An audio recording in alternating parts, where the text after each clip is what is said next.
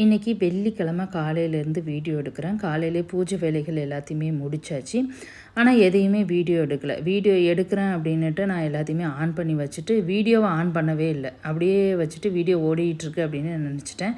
கடைசியில் வீடியோ வந்து எடுக்கவே இல்லை. இந்த கோலம் போடும்போதும் கூட அப்படி தான். அதனால் வேலையெல்லாம் சீக்கிரம் முடிச்சுட்டு சமையலுக்கு வந்தாச்சு. பசங்க ஸ்கூலுக்கு அனுப்பணும், டிஃபன் பண்ணி கொடுக்கணும், லஞ்ச் பண்ணி கொடுக்கணும் அப்படின்னுட்டு.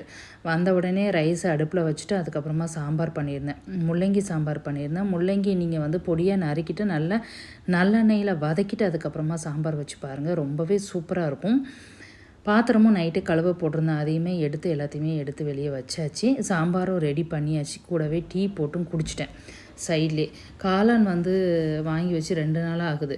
காளான் வந்து ஒன்று ஃப்ரை பண்ணுவேன், அப்படி இல்லைன்னா சப்பாத்திக்கு கிரேவி பண்ணுற மாதிரி தான் எப்போதுமே பண்ணுவேன்.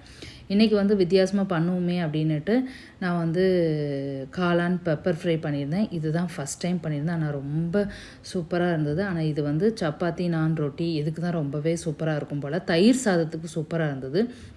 இதை பண்ணினேன். இதை வந்து ஷார்ட்ஸ் வீடியோவில் அடுத்து நான் உங்களுக்கு போடுறேன். ரொம்ப சூப்பராக இருந்தது. ட்ரை பண்ணி பாருங்கள். நல்ல டேஸ்ட்டு. தயிர் சாதத்துக்கு வந்து காம்பினேஷன் வந்து ரொம்பவே சூப்பராக இருந்தது. அந்த மண் பாத்திரத்தில் வந்து நான் எப்போதுமே தயிர் அதில் தான் ஊற்றி வைப்பேன். ஒரு மாதிரி அதிலே தயிர் ஊற்றி வச்சிட்ருந்தோம் அப்படின்னா ஒரு மாதிரி வெள்ளையாக ஆகிற மாதிரி இருக்கும். ஒரு 2 நாளைக்கு ஒரு தடவை நல்ல வெயிலில் வைக்கணும். அப்படி இல்லைன்னா வந்து அடுப்பில் தண்ணி ஊற்றி நல்லா கொதிக்க வச்சுட்டு அதுக்கப்புறமா நம்ம வந்து ஊற்றி வைக்கிற மாதிரி இருக்கும். இப்போ வந்து அடுப்பில் தான் நான் வந்து 2 நாளைக்கு ஒரு தடவை நல்லா கொதிக்க வச்சு தண்ணி ஊற்றி கொதிக்க வச்சுட்டு அதுக்கப்புறமா நம்ம வந்து ஊற்றி வச்சுக்கிறேன். இந்த பெப்பர் ஃப்ரை கண்டிப்பாக வந்து செஞ்சு பாருங்கள். ரொம்பவே சூப்பராக இருந்தது. பாத்திரம் வந்து எவ்வளோ இருந்தாலுமே நான் டிஷ் வாஷரில் வந்து போட்டுருவேன். எனக்கு வந்து காலையில் ஒரு டைம், நைட்டு வந்து ஒரு டைம் மட்டும் போடுற மாதிரி இருக்கும். லஞ்ச் பாக்ஸ் எல்லாமே வந்ததுக்கு ஸ்கூல் விட்டு வந்ததுக்கப்புறமா ஈவினிங் வந்து நைட்டு போட்டுட்டோம் அப்படின்னா பாத்திரம் எல்லாமே கம்மியாயிடும். ரொம்பவே யூஸ்ஃபுல்லாக இருக்குது. கண்டிப்பாக வாங்குறவங்க வந்து கண்டிப்பாக நீங்கள் வந்து வாங்கி வச்சுக்கோங்க.